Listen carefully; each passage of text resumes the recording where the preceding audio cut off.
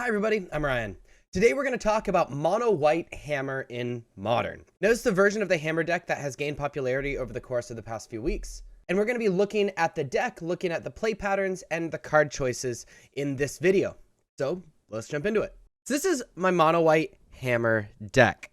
Now the core of the deck is to put Colossus Hammer on the battlefield and then cheatfully equip it to a creature and suddenly have a 10 plus power and toughness creature and be jamming in with it. But there's a lot of like sub things you can be doing with it. So give me just a second and I will sort of separate out these cards.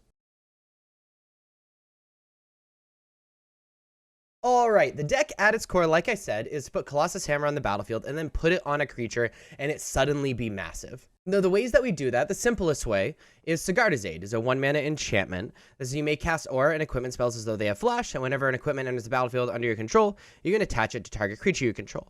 So how we want the game to end is us just jamming with a creature with Sigarda's Aid in the battlefield, them not blocking, and us putting a Colossus Hammer on the battlefield, it equipping at instant speed, and then, since it's after blockers, damage is dealt. Now, it doesn't always work out like that, but that's the dream when you play this deck. Other ways to attach Colossus Hammer to a creature include Pure Steel Paladin, which is a 2/2 for 2. Whenever an equipment enters the battlefield under your control, you can draw a card, which is awesome. However, if you have Metalcraft, equipping you control have equip 0 as long as you control 3 or more artifacts. Now, we have a lot of artifacts in this deck, obviously, right? Even Esper Sentinel is an artifact. But that's a big reason why we're playing Ornithopter, is to trigger this Metalcraft as often as possible, but also to be able to have like another free creature to put Colossus Hammer onto. And then our last one, and probably our worst one, but really good in some situations, is Forge Anew, which is a 3-mana enchantment. When Forge Anew enters the battlefield, return target equipment card from your graveyard to the battlefield, which is great if they've killed your enchantment already. As long as it's your turn, you may activate equipped abilities at any time you would cast an instant, and you may pay 0 rather than pay the equip cost of your first equip ability you activate during each of your turns. So if you have Forge Anew on the battlefield, it's kind of like a pseudo Sigarda's Aid, where you kind of jam with your creatures, especially if you have multiple creatures, and re-equip the Colossus Hammer to the one that's unblocked to deal the most damage, or the thing that would be best for you in combat. I guess we can put Ornithopter in this pile because it helps with Pure Steel Paladin. So how do we protect our creatures when we're doing this thing? Surge of Salvation and Giver of Runes are the big answers. Giver of Runes, 1-mana, 1/2. Tap it to have another target creature you control gain protection from colorless and or color of your choice till end of turn. This also can allow your creature to become like pseudo unblockable, giving it protection, which means it can't be blocked. And Surge of Salvation, which is a 1-mana instant. You and permanents you control gain hexproof until end of turn. Prevent all damage that black and or red sources would deal to creatures you control this turn. This is just mostly the hexproof thing is the really powerful thing, protecting against removal and stuff like that. Esper Sentinel is also pseudo protection, but it's also a creature, also an artifact, also some card advantage. It's 1-mana, 1/1 artifact creature. Whenever an opponent casts their first non-creature spell in each turn, draw a card unless like a player plays X, where X is Esper Sentinel's power, which is normally 1 mana, but if you have like Colossus Hammer equipped to it, you just get to draw a card every time they cast a spell. You just get to draw a card every time they cast a non-creature spell, which is primo. So those parts of the deck all work together really, really closely, but we do have kind of a side thing going on. Stoneford Mystic is a classic card, 2-mana, 1/2. When it enters a battlefield, you may search your library for an equipment card, reveal it, put it into your hand, then shuffle. But then you can pay 2 mana to tap it to put an equipment card from your hand onto the battlefield. So sometimes you're going to have like this combo already going on and you just use your Stoneforge Mystic to grab another Colossus Hammer or a Colossus Hammer at all. But some other times you're going to be using Stoneforge Mystic to grab Cauldron Complete, which is a 7-mana equipment, living weapon, indestructible. Living weapon, which means 0/0 germ immediately is equipped to it when it enters the battlefield. Equipped your creature gets +5/+5, has first strike, trample, indestructible, haste, and whenever this creature deals combat damage to a creature, exile that creature. So the normal play pattern with Stoneforge Mystic, if you're not trying to do this combo with Stoneforge Mystic, is to play it, try to get Stoneforge Mystics to survive a turn, and then the following turn, pay the 2 mana, tap it, put Cauldron Complete on the battlefield, and suddenly you have a 5/5 first strike, trample, indestructible, haste with like Death Touch that uses a stack, basically. Other card you can grab with Stoneforge Mystic is Nettle Cyst. If you already have a lot of artifacts on the battlefield and are going super, super wide, sometimes Nettle Cyst is a little bit better. It's a 3-mana living weapon artifact, and it gets +1/+1 for each artifact and or enchantment you control. So if you have like, if you're going like really, really wide, having something like Nettle Cyst is really good. Also, Nettle Cyst is awesome to be able to play it and then immediately equip it to an Ornithopter, especially if you're going very wide. And then Shadow Spear, I guess, should be in this last category because we're rarely grabbing Shadow Spear with Stoneforge Mystic. This last category are targets for Urza's Saga. So these are mostly one of. We have 2 Springless Drum because Springless Drum can be good in other capacities as well. But Urza's Saga, on its first chapter, is just a normal colorless land. Second chapter, it gets pay 2 mana and tap it to create a 0/0 colorless artifact construct creature token.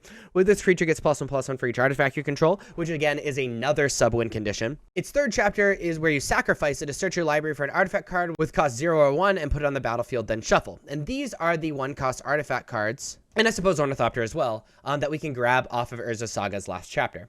And so we can kind of toolbox our deck in that way, which is really fun. Number 1, Shadow Spear. We grab Shadow Spear most of the time if we're going off of this alternate win condition, this construct plan. Being able to get like pretty big constructs, grab Shadow Spear to make them even bigger, give them trample and likely, keep jamming. Pithy Needle, obviously if we want to stop activated abilities. Springleaf Drum if we need that extra mana and extra artifact. Gingerbroot's a really fun one, and actually the one I die to the most, is a 1-mana 1/1 with haste. You can pay 1 mana to have Gingerbroot can't be blocked this turn except by creatures with haste, which basically gives it unblockable because there's not a lot of creatures with haste in this format. And the last one doesn't really matter, but sometimes it will, is a pay 2 mana and tap it and sacrifice it to gain 3 life.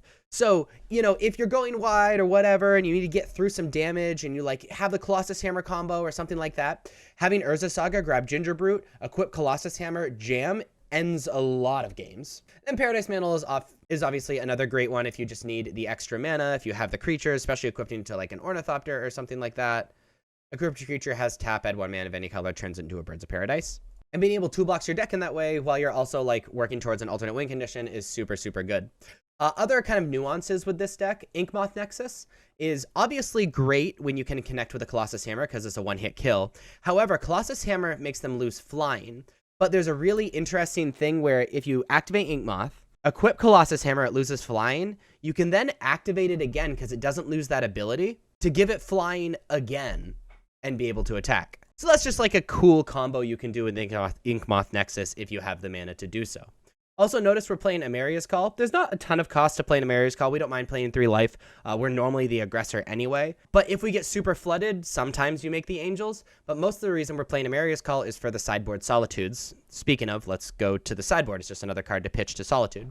And let's start with Solitude. Solitude is a 5-mana 3/2 with flash lifelink. When it enters the battlefield, exile up to one other target creature you control, or one other target creature.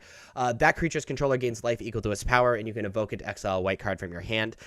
We bring this in against decks where we need extra removal, especially decks that we might end up grinding against, or decks where we have cards that like we absolutely need to remove or we lose.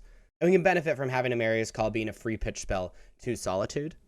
Surge of Salvation is really good against decks with a lot of removal. Drannith Magistrate is a 2-mana 1/3 where your opponent can't cast spells from anywhere other than their hands. This is really good against mostly Cascade decks is the reason we're playing it. Sanctifier Envic is a 2-mana 2/2 protection from black and from red. When Sanctifier Envic enters the battlefield, exile all cards that are black and or red from all graveyards. If a black or red permanent spell or card not in the graveyard we put into a graveyard, exile it instead. This is good against a lot of different decks. We're mostly playing it for scam, reasonable against burn, stuff like that.